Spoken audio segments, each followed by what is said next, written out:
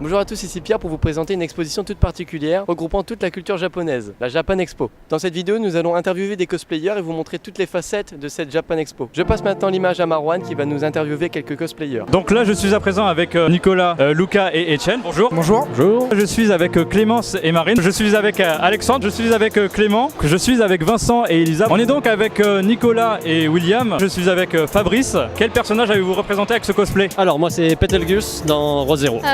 Je fais Rem de Re:Zero, la version Oni, l'une des deux jumelles. Mon personnage c'est Nozomi Tojo de Love Live. Moi je cosplay Erza de Fairy Tail. Vous êtes déguisé en quoi, Alexandre? Alors en fait c'est une création perso, ça va être un médecin de la peste que je vais revisiter en steampunk. Le médecin de la peste c'est un médecin que vous retrouvez au Moyen-Âge. Médecin de la peste, ça nous fait penser au SCP-049. Il y a beaucoup de gens qui m'ont demandé mais ça vient pas de là. Le survivant de l'abri Fallout. Nob Sebot dans Mortal Kombat. Edouard Elric de Fullmetal Alchemist Brotherhood. Alice de Pandora. Celui que j'ai rasé c'est Khadgar d'univers Warcraft. Le doc. C'est vous qui avez fait le cosplay? Alors celui-là non, c'est la première fois que j'ai acheté le cosplay. Donc j'ai juste fait quelques rajouts, les bandes, le collier, le chapeau, juste fait quelques rajouts, mais sinon la base c'est acheté. 100% moi. La wig je l'ai faite moi-même avec deux autres wigs. La corne électrique aussi, tout le cosplay à la main. Ouais j'ai tout fait tout seul, que ce soit la tenue, le masque, le chapeau, les gants, tous les accessoires, tout fait tout seul. Et j'ai choisi parce que j'ai d'autres amis qui cosplayent d'autres personnages de Love Live et avec eux on a décidé de monter un groupe. Et j'ai choisi Nozomi parce qu'elle est trop mignonne. Je choisis Erza parce qu'elle est super cool et j'aimais bien le cosplay, celui-là. J'ai rasé tout seul, que ce soit la robe et que ce soit le bâton aussi. Alors j'ai tout réalisé moi-même et j'ai arrêté de compter. Ouais, j'ai tout réalisé moi-même sauf le masque. Oui, tout à fait, oui. Bon, on fait beaucoup de récup.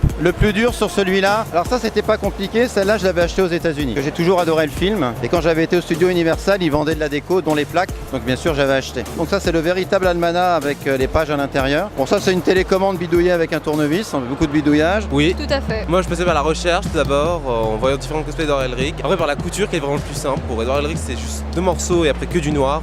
Mais après c'est les chaussures à commander. Il y a certaines choses que j'ai pu récupérer, comme les gants par exemple, qui étaient déjà tout fait. Malheureusement, j'ai pas pu faire le cosplay en lui-même vu que j'avais le brevet à passer, mais je me suis occupée de la peau qui m'a pris énormément de temps, sachant qu'elle est démontable. Combien de temps ça vous a pris à réaliser ce cosplay? 2 semaines. On va dire 1-2 journées de travail de bout à bout si on met tout ensemble. Alors j'ai presque tout acheté. La seule chose qui est un peu plus faite main, la perruque parce que on l'a coupée, on l'a stylisée. Pareil, j'ai acheté le cosplay. Alors en tout ça m'a pris 2 mois. 3 mois. Et ça m'a pris, je dirais, 2 semaines, 2-3 semaines. Ça m'a pris 3 mois à peu près.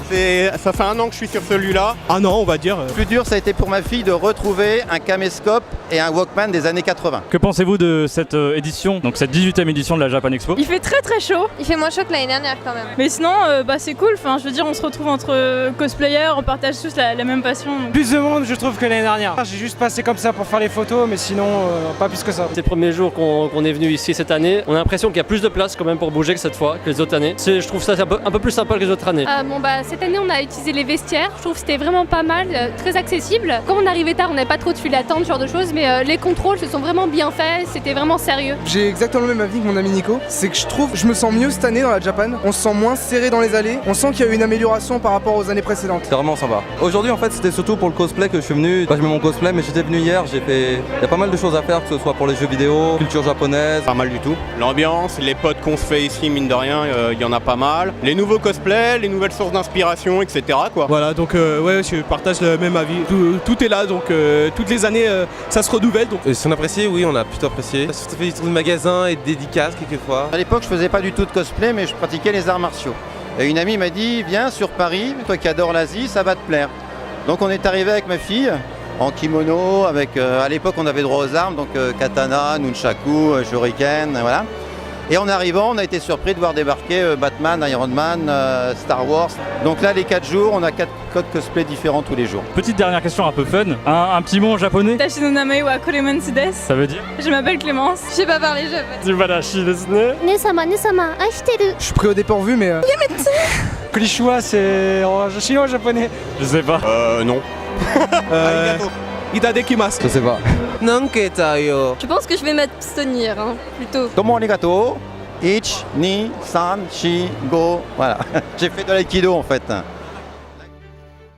Et voilà, c'est la fin de l'édition 2017 de la Japan Expo. J'espère que notre reportage et nos interviews vous auront plu. C'était Pierre et Marwan pour le Polar Studio.